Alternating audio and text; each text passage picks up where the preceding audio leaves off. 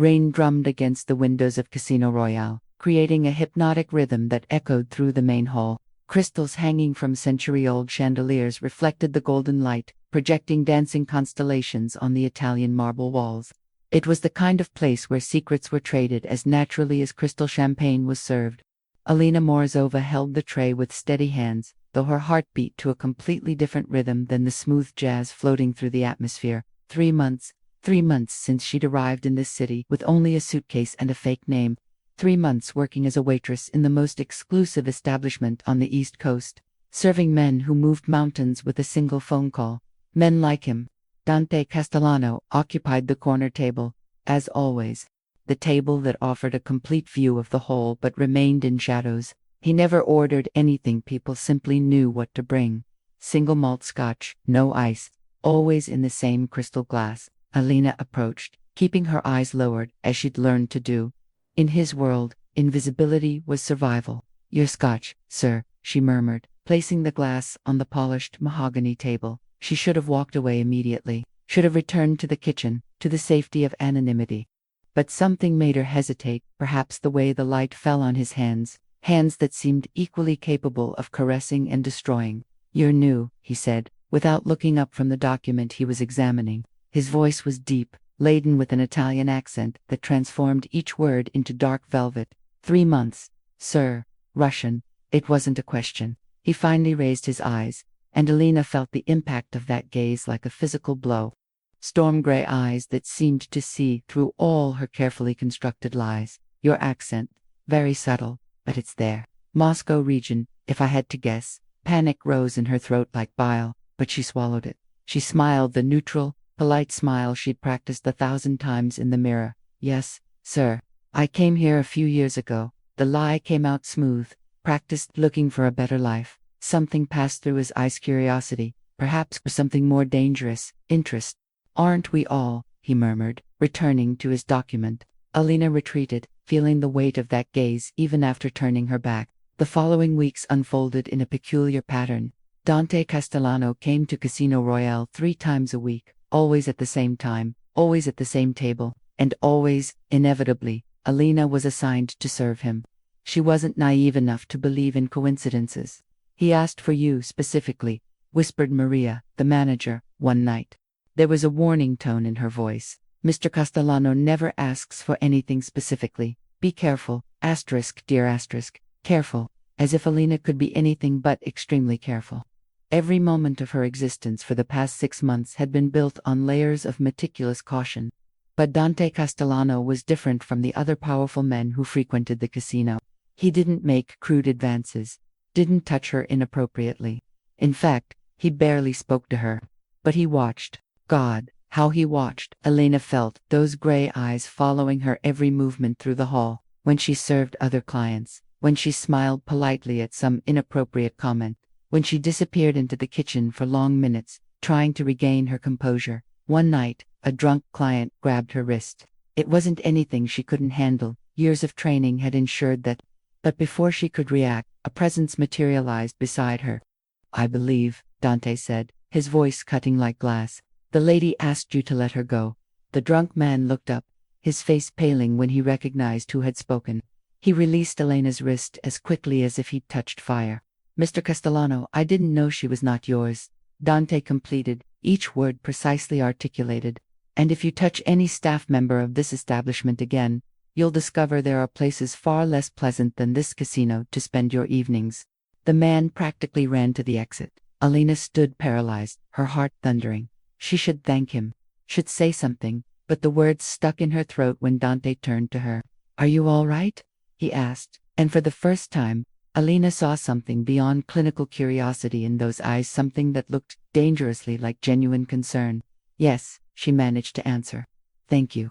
He studied her face for a long moment, and Alina had the disturbing impression that he was memorizing every detail. Then, without another word, he returned to his table in the shadows. But something had changed. Alina felt the change in the quality of the air, in the way the lights seemed different. She had been seen, truly seen. And that was simultaneously the most comforting and most terrifying thing that could happen. It was Mrs. Corsetti who complicated everything.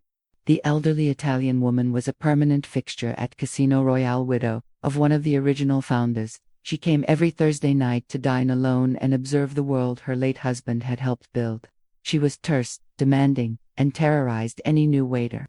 But Alina had earned her respect simply through silent competence and careful observation. She knew Mrs. Corsetti liked her white wine chilled, but not too much. Knew she preferred the table near the window, but not so close that she'd feel the draft. Knew she liked silence, except when she wanted to talk. On that particular Thursday, Mrs. Corsetti seemed particularly melancholic. Alina noticed the woman's eyes fix on the old photograph she always carried in her purse. A young man in military uniform. "Your son?" Alina asked softly, in perfect Italian. Mrs. Corsetti looked up sharply, surprise evident on her wrinkled face. "You speak Italian?" Alina froze. Mistake. Stupid. Unforgivable mistake. She'd let herself be carried away by empathy, forgotten to keep her defenses up. "I learned a little," she said, returning to English with a forced Russian accent. But the damage was done. Mrs. Corsetti studied her with new eyes that had seen decades of lies and truths in the underworld. "No," the elderly woman said slowly, still in Italian. "You didn't learn a little. You speak like someone who was educated in languages. Several, I'd wager." She tilted her head. "Who are you, child?" "Nobody," Alina whispered, and there was truth in that lie. Alina Morozova didn't exist. It was just a name she'd chosen from a tombstone in St. Petersburg. Mrs. Corsetti opened her mouth to speak, but at that moment, a commotion erupted near the main entrance. Armed men, 3 of them, dressed in black, moving with military precision that Alina would recognize anywhere. Her blood froze. They were checking faces, looking for someone, looking for her. Alina didn't think. Survival instinct took control. She dropped the tray and began moving toward the service exit, keeping her head down, blending with other staff. "Stop." The voice was loud, heavy with thick Russian accent. "We look for woman, Natasha Volkov." Her real name, her true name that she hadn't heard in 6 months. Alina was meters from the door when she felt a firm hand grip her arm. She turned, preparing to fight, and met storm-gray eyes. "Come with me," Dante said, his voice low and urgent. Now, she should have resisted, should have run, but there was something in his tone. It wasn't threat. It was ... protection. Alina let Dante guide her through a corridor she'd never seen, downstairs that led to an underground level of the casino. They passed through a reinforced steel door that he unlocked with a biometric scan. A private office, luxurious but functional. Computer screens covered one wall, showing security camera angles from throughout the casino, including cameras showing the armed men being discreetly escorted out by establishment security. "Sit," Dante said, moving to a built-in bar and pouring 2 glasses of scotch. Alina remained standing, her body tense as a string about to snap. "Who are you?"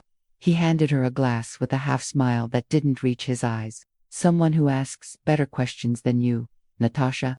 The name hit her like a shot. "How did you?" "I knew you were lying from day one," Dante interrupted, his tone surprisingly gentle for someone revealing he'd unmasked her entire false existence. "Nobody with your movements, your posture, your obvious education works as a waitress in a casino because they want a better life."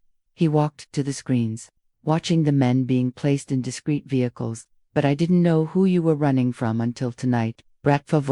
He turned to face her. "You're Dmitry Volkov's daughter." It wasn't a question. Alina gripped the glass so hard she was surprised it didn't shatter. "He's not my father. Not anymore." "Why? Does it matter?" "To me, yes." Dante approached, each step measured and deliberate. "Because now I'm involved. And I don't like being involved in situations I don't fully understand."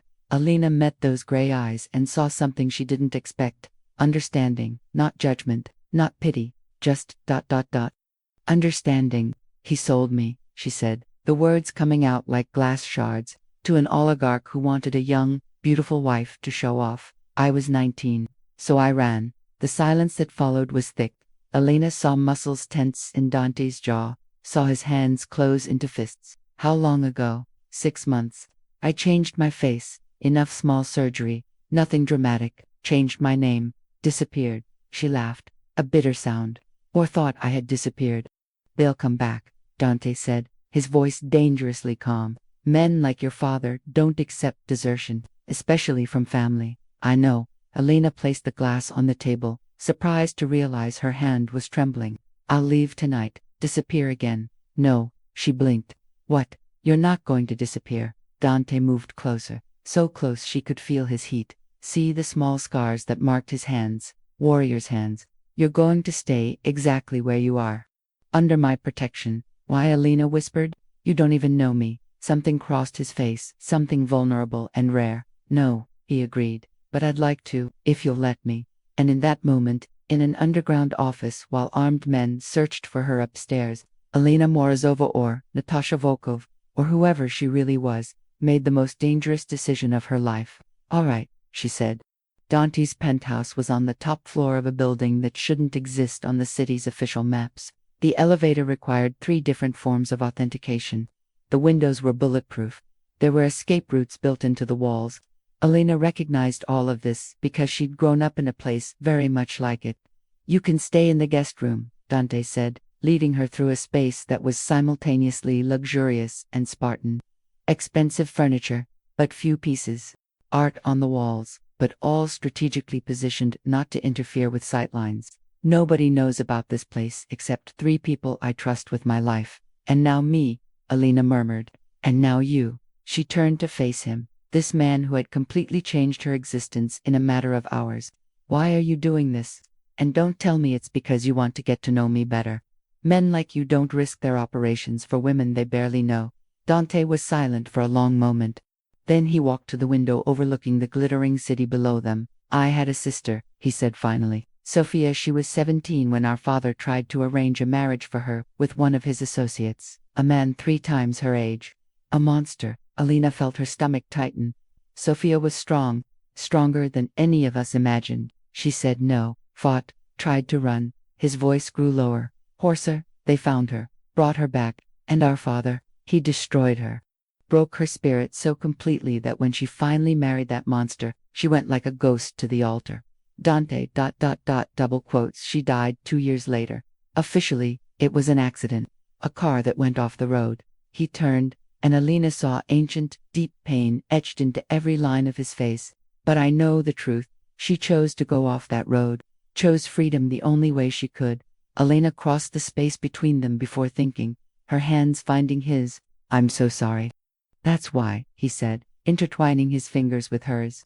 That's why I do this. Because when I saw you that first night, pretending to be calm while serving men you probably recognized from your father's world, surviving through pure determination, I saw Sophia. I saw the woman she could have been if someone had protected her. I don't need protection, Elena began, but Dante shook his head. No, he agreed. You don't need protection. You need an alliance. Someone watching your back while you rebuild your life. He squeezed her hands. Let me be that person. Elena knew she should refuse. Knew that accepting help from Dante Castellano, a man who clearly operated in the same shadowy world as her father, was trading one cage for another. But when she looked into his eyes, she didn't see cages. She saw doors. All right, she whispered, but with one condition, which is honesty. Complete honesty between us. No games, no manipulation. If we're doing this, we do it as equals. A slow smile spread across Dante's face, the first genuine smile Elena had ever seen on him. Deal, he said. For 2 weeks, Elena lived in a strange state of suspension. During the day, she remained in the penthouse, learning the rhythms of Dante's life.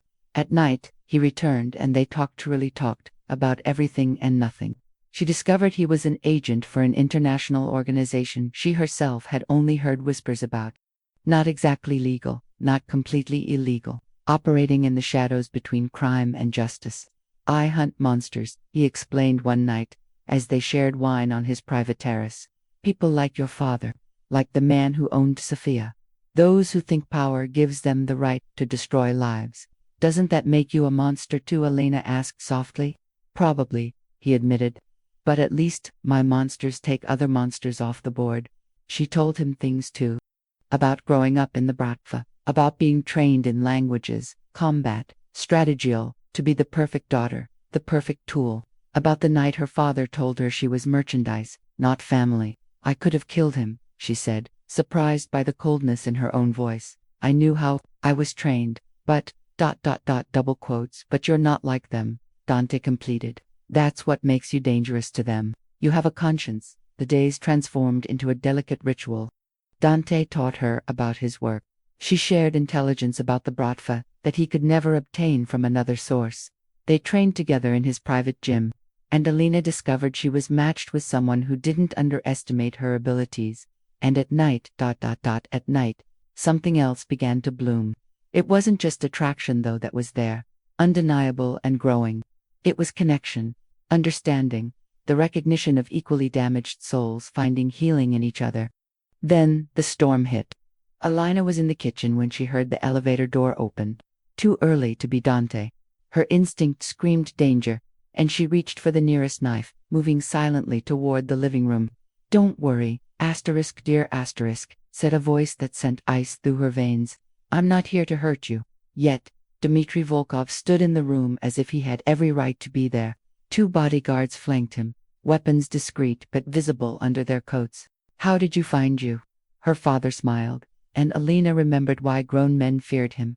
"Natasha, I am Bratva. I have resources worldwide. Did you really think you could hide from me forever?" Alina kept the knife steady. "Get out." So hostile. "And after everything I did for you, the education, the training, selling me," she spat. "You sold me like cattle." "I made a business deal," Dmitry corrected coldly. "A deal you broke, costing me considerable political and financial capital." Viktor Sokolov was not pleased when his bride fled. He was 47 and liked to hurt women. "I read his files, irrelevant." Dmitry waved his hand, as if dismissing her horror. "You'll come back with me now. We'll repair this situation. Victor is willing to take you back, with certain penalties." "Never." "Then I kill your protective agent." The change in tone was as abrupt as a slap. "Yes, I know about Castellano. I know everything about him. One phone call, and he's dead before he reaches his next destination." Panic gripped Elena's throat. "You can't." "I can. I will, unless you come with me now." Dmitry checked his watch, as if bored with the entire conversation. "You have 10 seconds to decide." And there it was, the impossible choice. Her freedom, or Dante's life. Elena felt the weight of the knife in her hand. She could try, could fight, but there were 2 bodyguards, both armed. Even if she killed her father, Dante would still be a target. 5 seconds, tears burned her eyes. All her struggles, all her pain, and it ended exactly where it began. "2, I suggest," said a cold voice from the doorway, "that you reconsider your threats." Volkov Dante stood in the entrance, but he wasn't alone. 4 men in dark suits flanked him, each clearly armed, each moving with military competence. Dmitry's face turned red. "Castellano, interfere with this, and what?" Dante walked into the room, each step predatory. "You'll kill me. You have no idea who you're threatening, old man. You're an agent. A pawn." "I'm the Western Division Director of Aegis International," Dante said, his voice cutting like glass. "I have authorization from 23 governments. I have rapid reaction forces on 8 continents.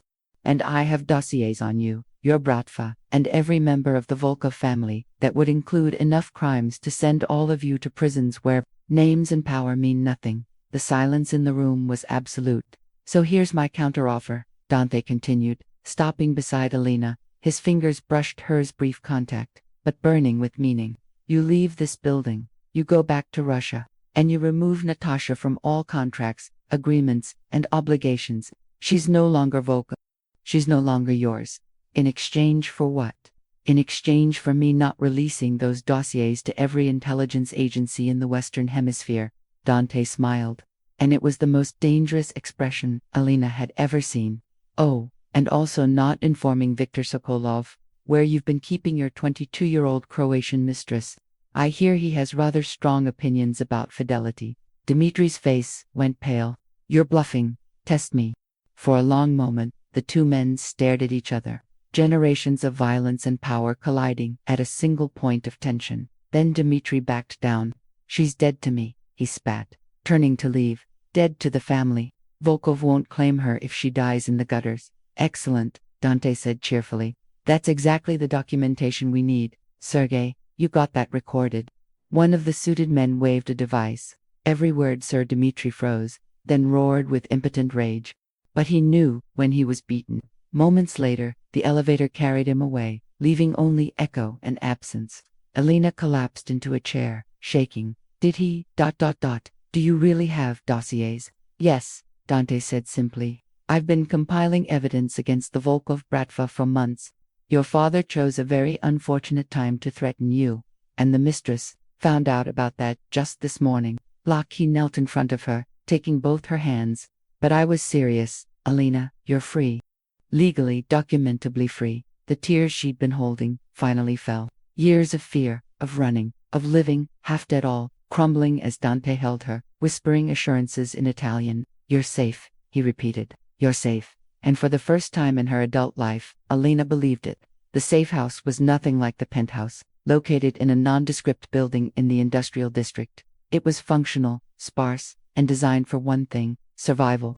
We need to move you here for a few days, Dante explained as they arrived at dawn, the city still wrapped in pre-morning darkness. My intelligence indicates your father didn't take our conversation as seriously as I'd hoped. There's chatter about a contract. Elena's blood ran cold.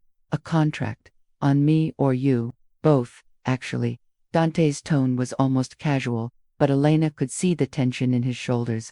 Apparently, Dmitri doesn't appreciate being threatened.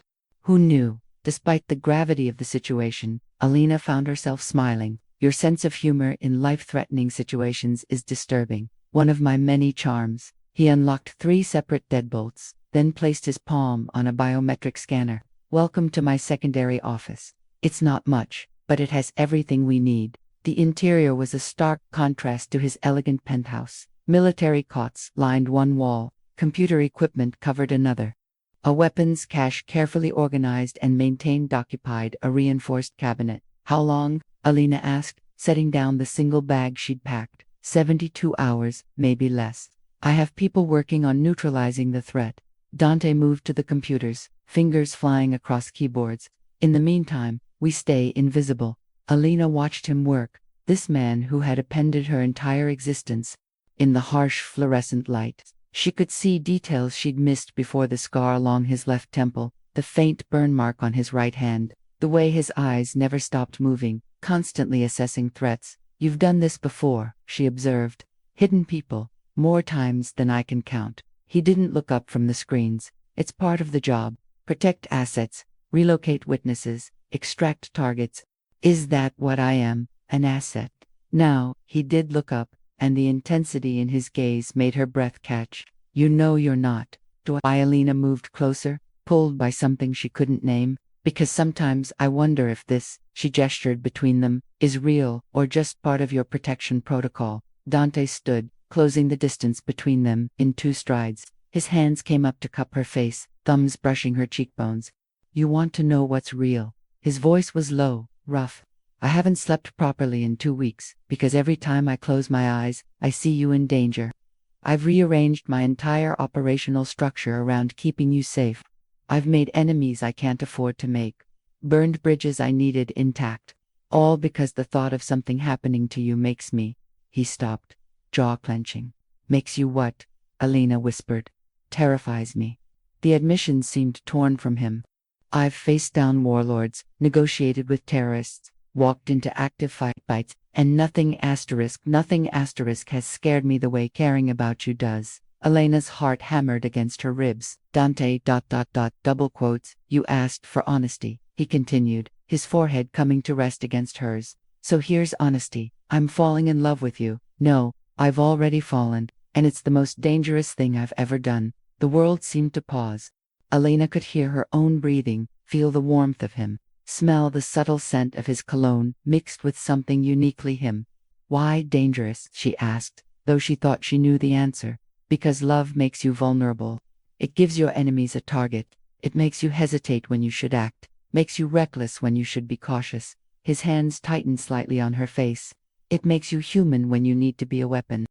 Maybe, Elena said softly, her own hands coming up to rest on his chest, feeling his heartbeat under her palms. Being human is more important than being a weapon. Something in Dante's expression cracked open. And then he was kissing her, not gentle, not tentative, but with the desperate intensity of a man who'd been holding back too long. Elena responded in kind. all the tension and fear and longing of the past weeks pouring into the kiss.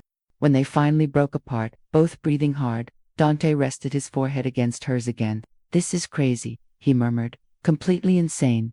Alina agreed. "We're in a safe house with a contract on our heads. Terrible timing. I should be focused on keeping us alive. Definitely should be. I'm going to kiss you again. You'd better." And he did. Hours later, as they lay on one of the cots far too small for two people but neither caring, Alina traced the scars on Dante's chest. "Tell me about this one," she said, fingers following a long, pale line across his ribs. "Knife fight in Prague. I was 26 and stupidly confident." He caught her hand, bringing it to his lips. "And this one?" He gestured to a small scar on her shoulder, barely visible. "Training accident when I was 15. I wasn't fast enough ducking." Elena's voice grew quieter. "My father said pain was the best teacher." Dante's jaw tightened. "Your father was a bastard. No argument there." She shifted closer, seeking his warmth. "Do you think he'll really come after us?" "Honestly, yes. But not himself. He'll send someone. Multiple someones, probably." Dante's arms tightened around her. "But here's what Dmitri doesn't understand. I'm very good at my job. And now that I have something worth protecting, I'm even better. Something or someone." Alina teased, trying to lighten the mood. "Someone," he confirmed, completely serious. "The most important someone." A soft beep from the computers interrupted the moment. Dante was on his feet instantly, moving to the screens with practiced efficiency. Alina watched the tension return to his body as he read whatever information was scrolling past. "What is it?" she asked, already knowing she wouldn't like the answer. "They've located this safe house." His voice was clinical now, all business. "We have maybe 20 minutes before they arrive." Alina was already moving, gathering her things with the speed of someone trained for exactly this scenario. "Where do we go?" "There's a secondary location." "But Alina," he turned to face her, and she saw something in his eyes that made her stomach drop. "We might have to split up. It's safer." "No." The word came out fierce, uncompromising. "We stay together. If they capture both of us, they won't. Because we're better than them. You said it yourself, you're very good at your job." She crossed to him, grabbed his face, much as he'd grabbed hers earlier. "And I'm not the helpless girl who served scotch in a casino. I was trained by the Bratva, remember? I know how to fight, how to disappear, how to survive. So we do this together, or we don't do it at all." A slow smile spread across Dante's face. "You're magnificent when you're fierce. You know that. I'll be magnificent and alive. Now tell me the plan." Dante pulled up a map on the screen. "There's a warehouse 3 blocks from here. Officially abandoned. Unofficially one of Aegis's tactical staging points. We get there, we have access to weapons, vehicles, and a secure communication line. 3 blocks is a long way when people are hunting you, which is why we don't use the streets." He zoomed in on the map. "There's a maintenance tunnel system running underneath this district. It'll take us 45 minutes instead of 10, but they won't be able to follow us easily." 45 minutes in tunnels versus 10 minutes exposed. Alina nodded. "I'll take the tunnels." They worked in synchronized silence, packing essential equipment, destroying anything that could provide intelligence to their enemies. Dante pulled weapons from the cache, 2 handguns, extra ammunition, and a wicked-looking knife that he strapped to his ankle. "Can you shoot?" he asked, offering her one of the guns. Alina took it, checked the magazine with practiced ease, chambered around, and engaged the safety. "My father was many terrible things, but he did believe in thorough education." "Good." Dante grabbed a backpack filled with what looked like emergency supplies. "Because if everything goes wrong, and it might, I need to know you can protect yourself." "If everything goes wrong," Elena countered, "we protect each other." The sound of vehicles outside cut short any response Dante might have made. They exchanged one loaded look, and then they were moving. The tunnel entrance was hidden behind a false panel in the safe house's bathroom. Dante went first, dropping into darkness with Alina right behind him. The moment her feet hit the tunnel floor, she heard the safe house door being breached above them. "Move," Dante whispered, and they ran into the darkness, the sounds of pursuit echoing behind them. The tunnel smelled of mildew and old concrete, with water dripping somewhere in the distance, creating an eerie percussion. Elena's eyes adjusted slowly to the darkness, broken only by Dante's tactical flashlight cutting a narrow path ahead. These tunnels were part of the original subway system. Dante explained in a low voice as they moved quickly through the narrow passage. Abandoned in the 70s when they built the new lines. Now they're mostly forgotten except by people like us who need to move unseen. People like us, Elena echoed. Is that what we are now? Shadows. We're survivors. Dante paused at an intersection, consulting a small device that Elena recognized as a GPS unit modified for underground use. Left here, they turned, and the tunnel narrowed further. Elena had to duck to avoid hitting her head on the low ceiling. Behind them, the sounds of pursuit had faded, but she knew better than to relax. Her father's men were trained hunters. They wouldn't give up easily. Tell me about Aegis, Elena said as they walked. Talking helped keep the claustrophobia at bay. What exactly is it? Dante was quiet for a moment. The only sounds their footsteps and that constant, maddening drip of water. Aegis International is complicated, he finally said. Officially, we don't exist. We're not a government agency, though we work with governments. We're not mercenaries, though we operate in conflict zones. Think of us as problem solvers for situations too complex or too dirty for official channels. That's impressively vague. He laughed. The sounds strange in the close confines of the tunnel. We hunt the people who fall through the cracks. Human traffickers, corrupt officials, criminal organizations that have grown too powerful for local law enforcement. We work in the gray areas where the law can't reach. So you're vigilantes. We prefer extrajudicial assets. She could hear the smile in his voice. But yes, essentially, we do the things that need to be done but can't be done officially. Elena processed this. And my father. He's one of your targets. He has been for 8 months. The Volkov Bratva has been expanding into weapons trafficking. Not just small arms, they're facilitating the movement of serious military hardware to conflict zones. We've been building a case, waiting for the right moment to move. And then I showed up and complicated everything. Dante stopped so suddenly she almost ran into him. He turned, the flashlight casting sharp shadows across his face. You didn't complicate anything, he said firmly. You gave me a reason to accelerate the timeline, to make this personal instead of just professional. His free hand found hers in the darkness. Do you understand what I'm saying? I would have gone after your father anyway. But now I'm going to make sure he never threatens you again.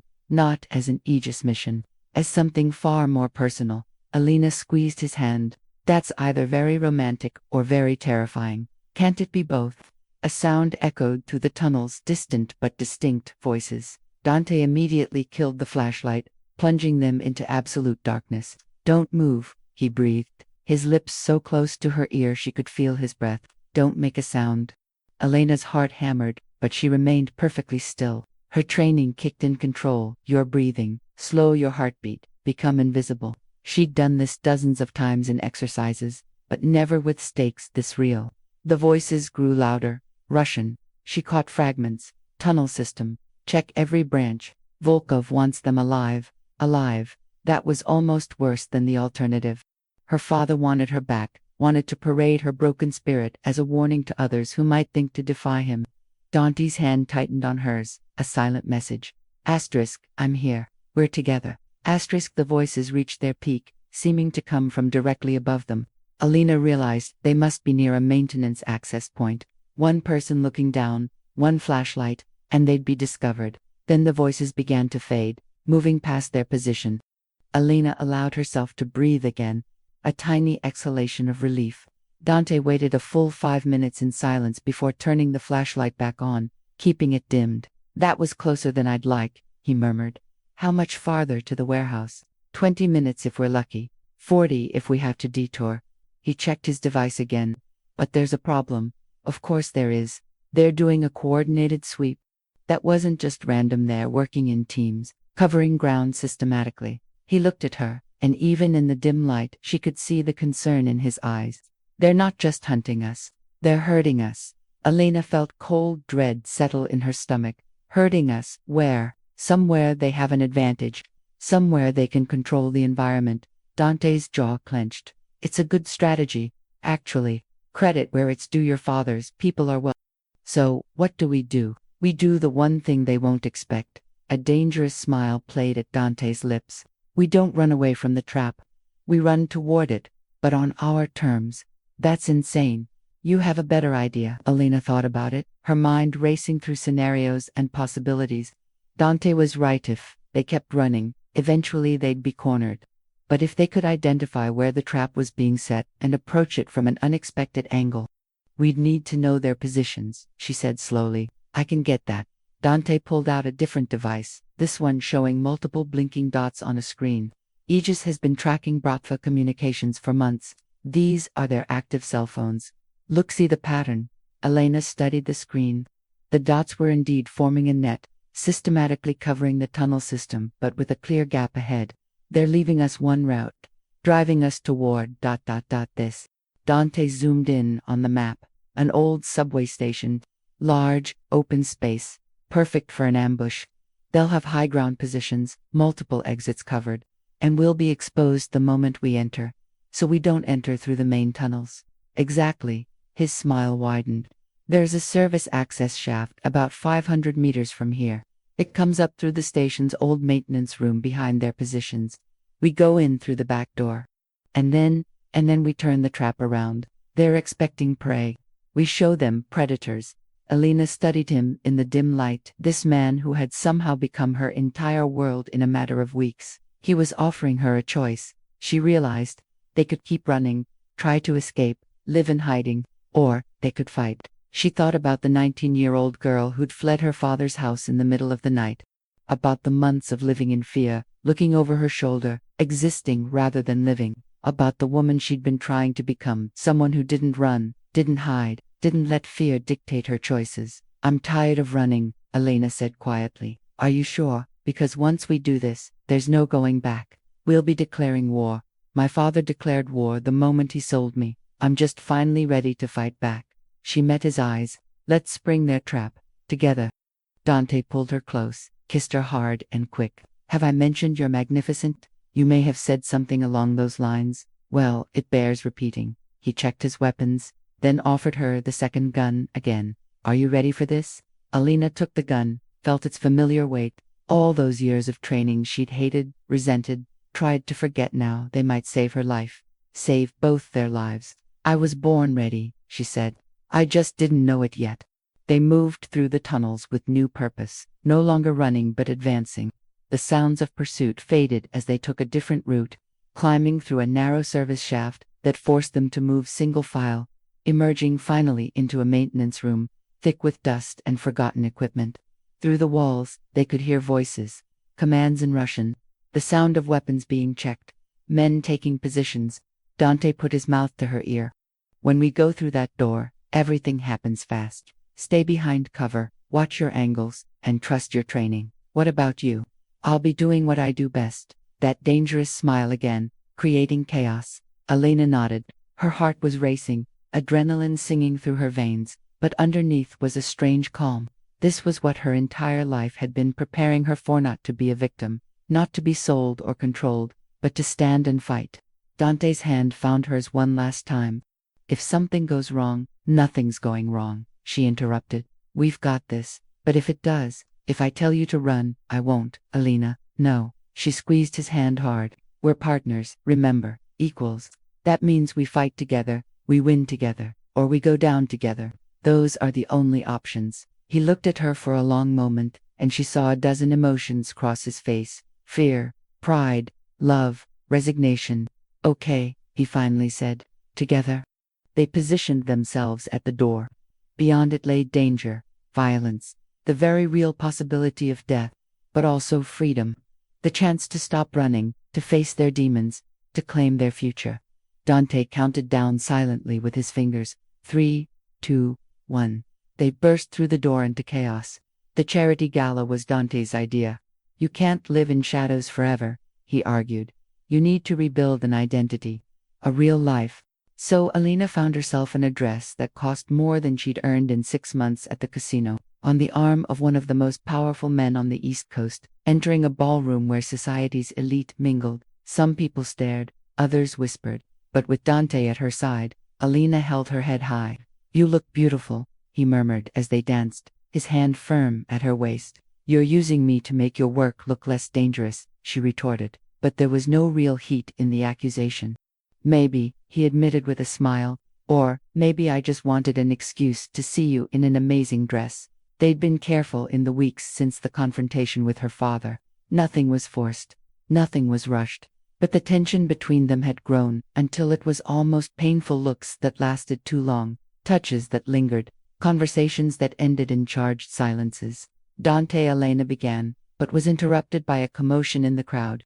A man was pushing through the guests, clearly drunk, clearly violent. Before anyone could react, he stumbled against Elena, his hands grabbing roughly as she instinctively pulled away. The pain was minor, just nails scratching her arm, but the impact on the atmosphere was seismic. Dante moved so quickly, Elena barely saw him. 1 second, the man was bumping into her. The next, Dante had him by the shoulders, pushing him against the nearest wall with enough force to make paintings tremble. "Who touched you?" Dante's voice was low, dangerous, reverberating through the suddenly silent ballroom. The man stammered something incoherent. "Who touched you?" Dante roared, and Elena saw every dangerous man he kept buried beneath that sophisticated exterior emerge at once. "Dante," she said softly, touching his arm. "He didn't hurt me." But Dante wasn't looking at the drunk man. He was looking at Elena's arm, where light scratches marked her skin. Something in his face broke and recomposed into pure fury. "Nobody," he said, his voice carrying through the entire hall, "touches her. Nobody harasses her. Nobody hurts her. She's not just my employee. She's not just my companion. She is. .. He stopped, finally looking at Elena, and in the silence that followed, entire worlds of meaning passed between them. "She's mine," he finished simply, "and I'm hers. And if anyone has a problem with that, they can talk to me." The ballroom erupted in murmurs. Elena knew what this meant in a few hours. The entire city would know. Every rival of Dante's, every person he'd ever antagonized, every enemy he'd made, they would all know he had a weakness now. They would all know about her. She should be terrified, should be furious with him for making her a target. Instead, Elena started laughing. "You're impossible," she said, shaking her head. "Absolutely impossible." "Most likely," Dante agreed, releasing the drunk man, who stumbled away quickly. "But you can't say, I didn't warn you. I said I wanted to get to know you better. This isn't exactly what I expected." No. He pulled her back into his arms, and the music resumed as other guests lost interest or pretended to. "What did you expect?" "I don't know," Elena admitted, allowing herself to melt against him. "But I certainly didn't expect to fall in love with you." Dante froze. Then, slowly, a smile spread across his face, pure, genuine, transformative. "Good," he said, leaning in to whisper in her ear, "because I fell in love with you the first night you served my scotch, and pretended not to speak perfect Italian." Elena pulled back, eyes wide. "You knew. I always knew," he said, and then he kissed her. Right there, in the middle of the ballroom, in front of half the city's elite. And Elena kissed him back, forgetting about dangers, about enemies, about the fact that her life was now irrevocably complicated, because for the first time, she wasn't running, she was staying. The apartment wasn't as large as Dante's penthouse, but it had something she'd never had before. It was hers. But still, Elena flipped the omelette with the practice of someone who'd learned to cook in recent months, not from necessity, but from pleasure. Jazz music floated from speakers.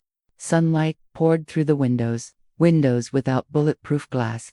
"You're singing," Dante observed, entering the kitchen in jeans and a t-shirt, a sight so different from the suited man she'd first known that it still sometimes surprised her. "I sing," Elena said, though she couldn't help smiling when he approached from behind, wrapping his arms around her waist. "You're happy?" It wasn't a question, but she answered anyway. "Yes." "Good." He kissed her neck.